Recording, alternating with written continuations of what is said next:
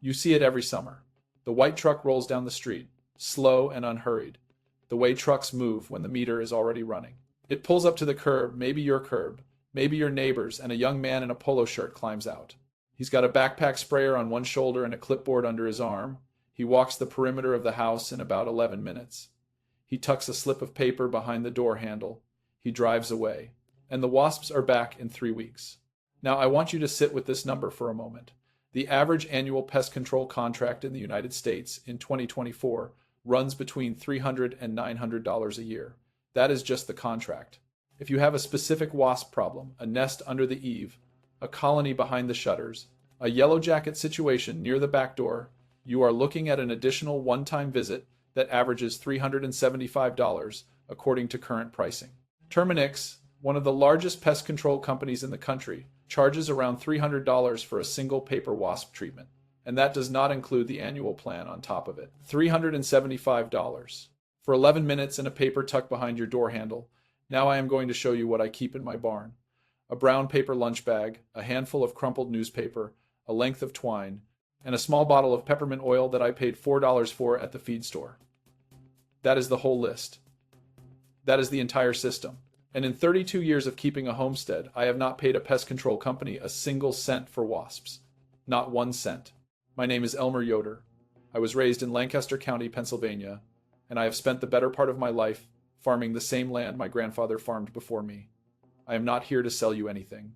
I am not here to frighten you. What I am here to do is show you what works. Explain why it works at a level that the man in the polo shirt will never take the time to explain to you, and let you walk away from this video with a solution you can implement before the sun goes down today. When we are done here, you will know more about wasp behavior than most pest control technicians do, and you will never pay for a wasp treatment again. Most folks think a wasp problem is a nest problem. You see the nest, you kill the nest, problem solved. That is a reasonable assumption. It is also wrong. And the fact that it is wrong is precisely why the pest control industry can keep selling you the same service every single summer. Here is what is actually happening.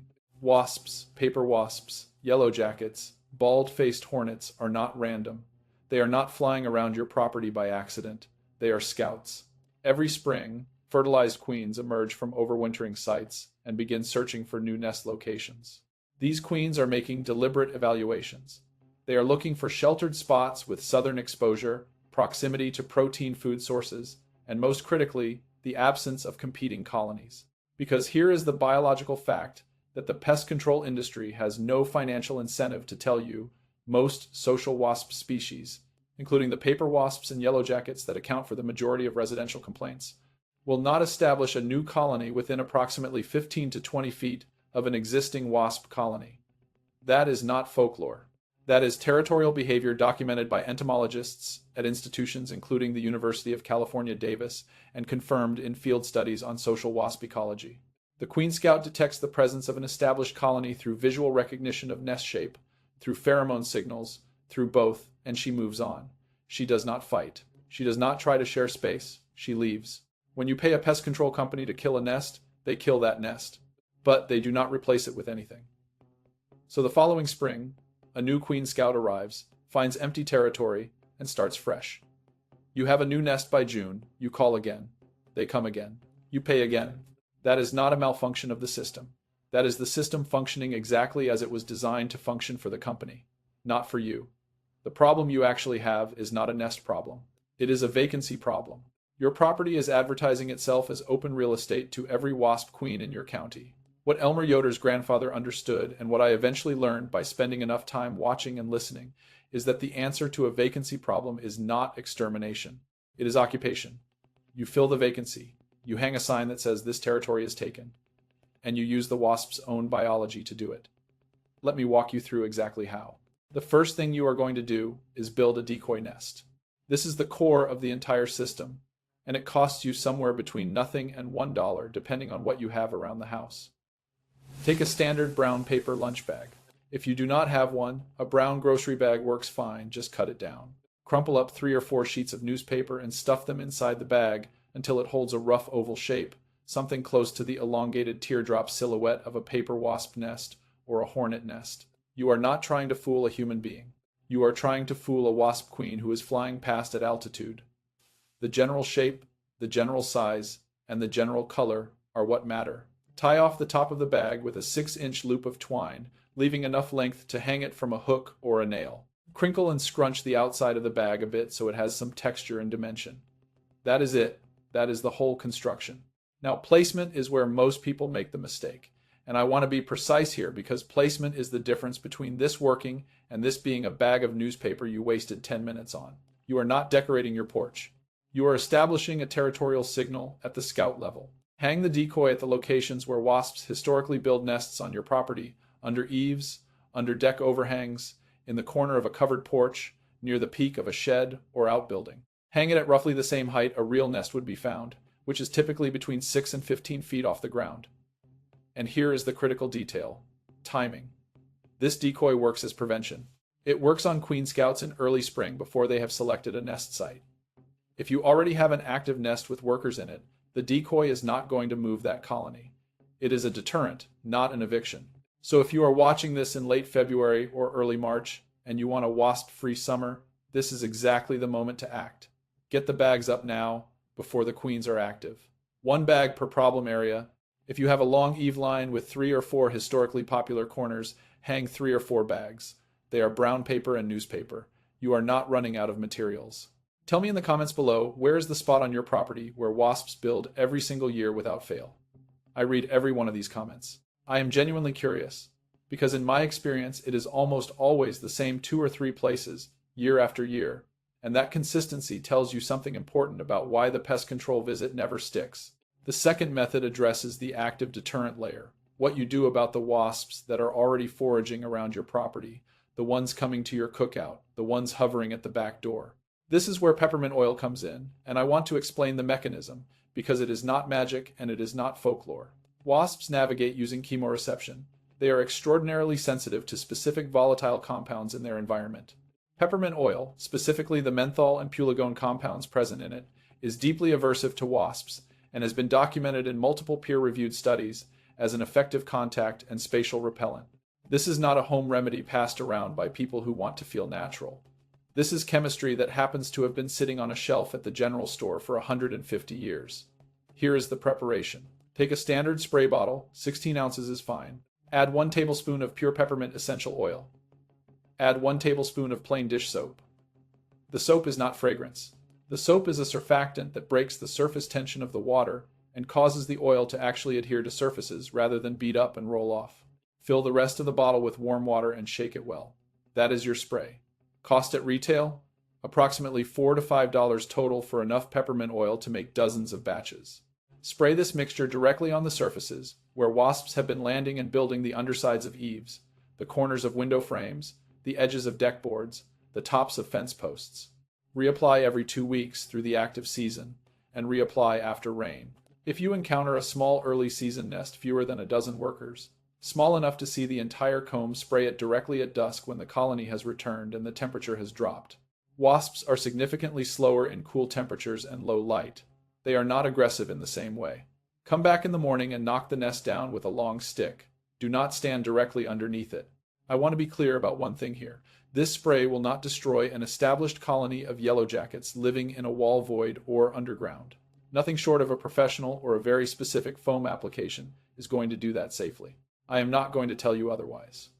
What this spray does is keep wasps from selecting your surfaces in the first place, and it keeps scout activity suppressed in the areas where you apply it consistently. Combined with the decoy nest, you are addressing 2 different layers of the problem, the territorial recognition layer and the chemical deterrent layer simultaneously. That is why this works when the pest control visit does not. Now I want to stop here for a moment, because we have now walked through the 2 core components of this system, and I think this is the right moment to talk about money. Not as a complaint, not as anger, just as arithmetic. Think about what we have just walked through. 1 brown paper bag, roughly 15 cents if you buy them in bulk. $0 if you have one in your kitchen right now. A handful of newspaper, $0.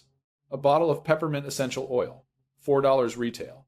And that bottle will make you somewhere between 15 and 25 batches of spray. A spray bottle if you do not already own one. $2 at a dollar store. We are talking about a total investment somewhere in the range of $6 to $8, with the peppermint oil lasting you multiple seasons. $8. and a Saturday morning. Now look at what the professional alternative costs. According to current 2024 and 2025 pricing data, the national average for a single wasp extermination visit is $375.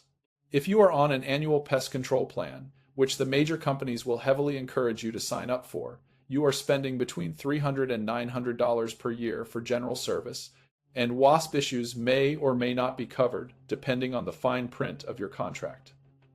Terminix charges around $300 for a one-time paper wasp treatment alone. Now sit with that number, $300, for a problem that a $6 solution prevents from arriving in the first place. Here is what I want you to understand about why this continues the way it does. Pest control companies are not evil. The technician who comes to your house is probably a perfectly decent person doing his job. But the business model, and this is important, the business model is not built around solving your problem permanently. It cannot be. If your wasp problem were solved permanently, they would lose your account. A quarterly or annual service contract is only valuable to the company if the pests return, and the treatment they apply, typically a pyrethroid spray or a residual insecticide around the perimeter, does exactly what it is designed to do. It kills the wasps that are present right now, and it leaves a residue that degrades over 30 to 90 days, which is precisely long enough for you to feel like the problem is handled. And then the residue breaks down, the territory becomes vacant again, a new queen scouts it in the spring, and you call them again. You have not addressed the territorial vacancy. You have not replaced the deterrent signal. You have only interrupted the cycle temporarily, and they will be very happy to interrupt it again next year for the same price, plus an annual rate increase. My grandfather kept bees and kept a homestead in Lancaster County for 53 years. He never once had a pest control company on his property. Not because he was stubborn, though he was a stubborn man in the ways that matter. Because the knowledge of how wasps actually behave, the territorial instinct, the queen scout's decision-making process, the role of scent and shape in nest selection, that knowledge was simply part of what a farming family knew. It was not secret. It was not complicated. The brown bag trick, or some version of it, has been used by homesteaders and farmers in this country for generations. The peppermint deterrent has been sitting in the feed store and the general store for as long as anyone can remember. This is not new information that someone just discovered. It is old information that became invisible the moment there was a profitable service to replace it. That is not a conspiracy. It is just how the money flows. And now you know where to look. The third method in this system is trap management. And I include it not as a primary tool, but as a supplementary one for properties where yellowjacket pressure is genuinely high, large rural properties, properties near orchards or livestock, anywhere where foragers are coming in volume from somewhere you cannot identify. A simple protein bait trap, which you can purchase at any hardware store for $5 to $8 or build from a 2-liter bottle in about 10 minutes, will capture foraging workers and reduce the pressure around your outdoor living areas through the peak summer months. Here is the mechanism. Yellowjackets in particular are protein seekers in midsummer when their colony is raising larvae. They are foraging for meat, insects, scraps, anything with protein content. A trap baited with a small piece of raw chicken or turkey, hung away from your primary outdoor areas, not near your patio, but out at the edge of your property or near the tree line, draws foragers away from where you are spending time. You are not eliminating the colony. You are redirecting the traffic. Think of it less like pest control and more like traffic management. The key mistake most people make with traps is placement. They hang the trap right where they are, sitting near the picnic table, next to the grill, and then wonder why they still have wasps flying around their food. The trap needs to be positioned so that it offers an attractive alternative in a direction away from your activity zone. 30 feet out from where you are eating, near a fence line or a garden edge, is far more effective than 5 feet away on the porch railing. Change the bait every 4 to 5 days in hot weather. A protein bait that has dried out or begun to decompose beyond a certain point stops attracting and starts repelling. Fresh is effective, old is not. Clean the trap with soapy water before rebaiting. This is a 15-minute maintenance task every week. That is the entire labor requirement. The fourth method addresses what I call the structural invitation, the places on your property that are actively recruiting wasps regardless of what you spray or hang. Wasps do not build nests randomly. They build nests where the conditions are right, protected from rain, shielded from direct afternoon sun, structurally anchored, with access to a nearby food source. Every time you find a nest in the same location, year after year, Your property is offering something at that location, specifically that wasps find valuable. And no chemical treatment will change that underlying invitation. Walk your property in early spring with this specific question in mind. Where is the shelter? Look at the undersides of your eaves and count the gaps and rough wood surfaces where comb foundation can be anchored. Look at your deck for exposed rough sawn joists and cross members. Look at your garden shed, your outbuildings, your fence posts, your utility meters. Any unpainted rough wood surface in a sheltered location is an active advertisement for a nest. The practical intervention here is surface sealing. Painted smooth wood surfaces are significantly less attractive to wasps as nest-building substrates than rough or weathered wood. A coat of exterior paint on the undersides of eaves and deck boards does two things. It removes the surface texture that wasps use to anchor their paper comb, and it gives you a surface you can clean more easily. This is not a chemical intervention. This is a structural one, and it is permanent. You paint once, you solve the problem for 10 years. That is a different category of solution than what arrives in the white truck. Caulk your gaps, not just for energy efficiency, though that is a benefit.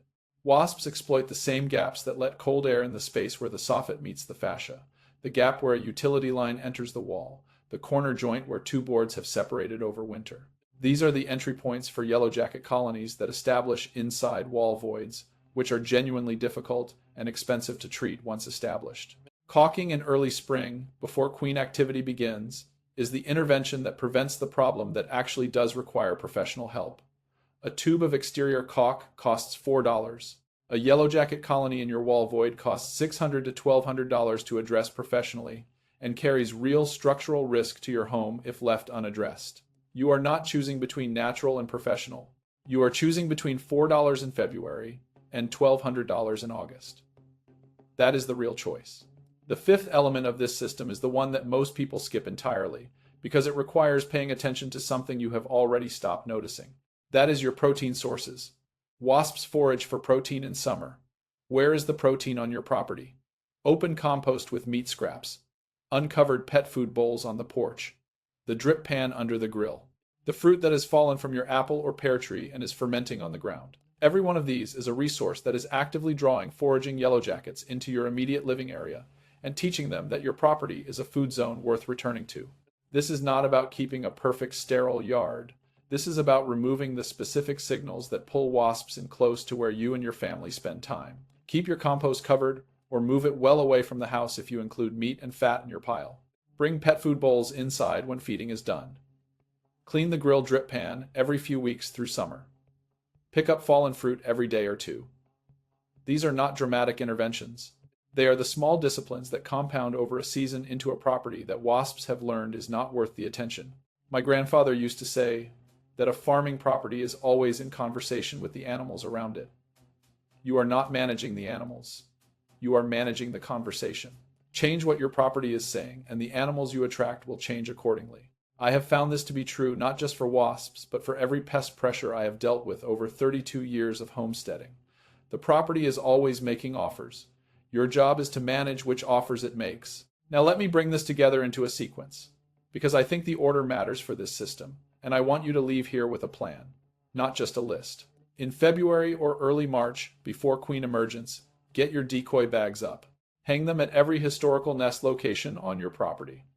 This is the most important timing decision in the entire system. A decoy hung in May after scouts have already toured your property and selected sites is working too late. February is almost not too early. Seal your gaps and caulk your entry points while you are at it. Paint rough wood surfaces on eaves and deck undersides if you have been putting that off.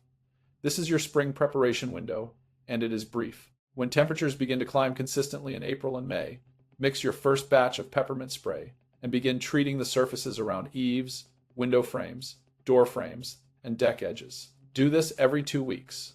Put a reminder on your calendar so you do not forget after the first application. Consistency is what makes this work. One application followed by 6 weeks of nothing is not a system. It is a hope. In June and July, when yellowjacket pressure peaks, deploy your protein bait traps at the perimeter, away from your activity areas. Change bait every 4 to 5 days. Continue the peppermint spray rotation. And continue to manage your protein sources, the compost, the pet food, the grill drip, the fallen fruit. If you discover an early season nest that is small, a palm-sized comb with fewer than a dozen workers, address it at dusk with your peppermint spray and knock it down the following morning. If you discover a large established nest or any nest inside a wall or underground, that is the specific situation where I will tell you plainly, a professional with the right equipment is the right call. Yellowjackets in a wall void are aggressive, and the access problem is real. I am not here to tell you there is never a situation that requires outside help. What I am telling you is that with this system properly implemented from early spring, you will rarely arrive at that situation, because you will have interrupted the cycle before it reached that point. That is the difference between treatment and prevention. The pest control industry sells treatment. Elmer Yoder is teaching you prevention.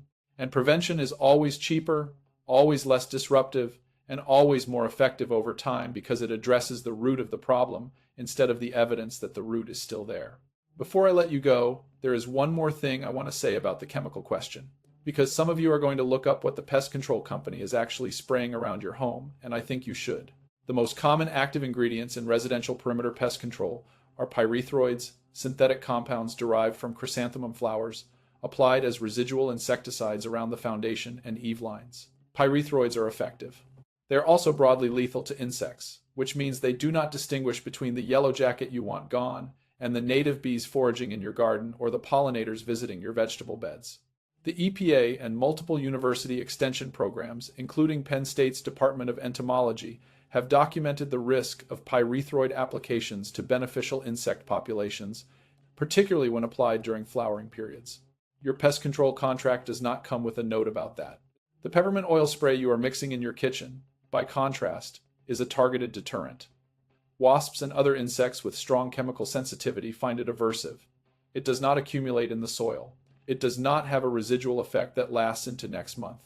It does not end up in your flower beds in concentrations that harm the bees your garden depends on. You apply it to surfaces. It deters at those surfaces.